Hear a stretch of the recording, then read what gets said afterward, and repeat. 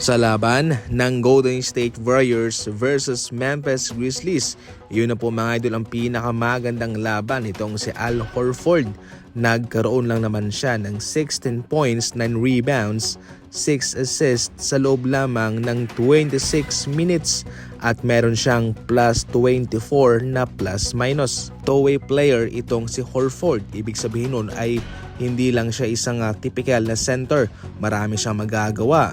Matalino siya at nakaka-score siya, especially sa late game ay malaking tulong ang kanyang katalinuhan sa pag-secure ng rebound at sa pagpasa kay Guy Santos. Ang isang rason lang kung bakit naging limitado ang kanyang playing time sa mga unang laban niya sa Golden State Warriors sa mga unang buwan ay dahil sa kanyang sciatica injury. Pero ngayon na okay naman ay paunti-unti na nga siyang nabibigyan ng mas mataas na exposure.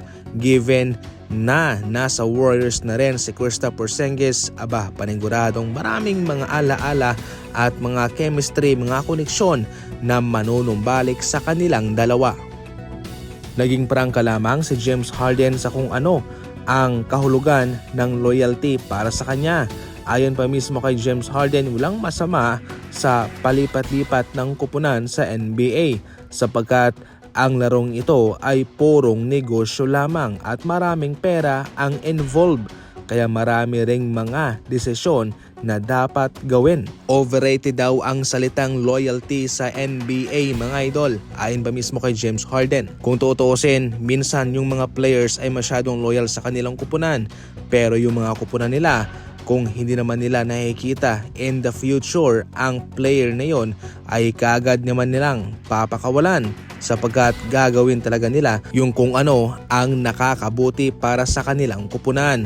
Kaya sa ngayon ay wala nang silbi ang loyalty mga idol. Tama si James Harden sa kanyang sinabi, pero syempre minsan tama rin naman yung mga manalarong naging loyal sa kanilang mga kupunan. Puro negosyo ang NBA mga idol, pero hindi rin po may tatanggi na minsan ay nangingibabaw talaga ang loyalty ng mga manlalaro, especially sa mga team na nag-draft sa kanila. Gayunpaman, dapat nating respetuhin kung ano ang sinabi nitong si James Harden sapagkat may punto rin naman siya.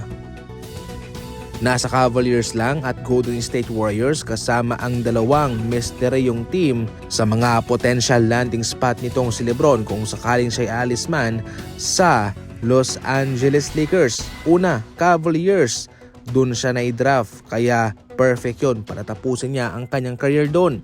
Ang Warriors naman, perfect din po yun. Pwede rin silang magkampiyon kasama si Stephen Curry mga idol. Isang tulak para sa kanilang mga career.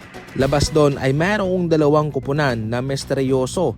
Hindi pa alam kung ano ang kanilang pangalan. Magsisilbing basihan dito kay LeBron James mga idol ay yung kakayahan ng isang kupunan na makapunta sa finals. Yun ang pinaka-importante para sa kanya. Siyempre, nais po ni LeBron ng happy ending at kung saan niya nakikita ang happy ending na yon, dun mismo siya pupunta. Para sa mga NBA Fast Break balita, tumutok lang palagi and as always, thank you for watching.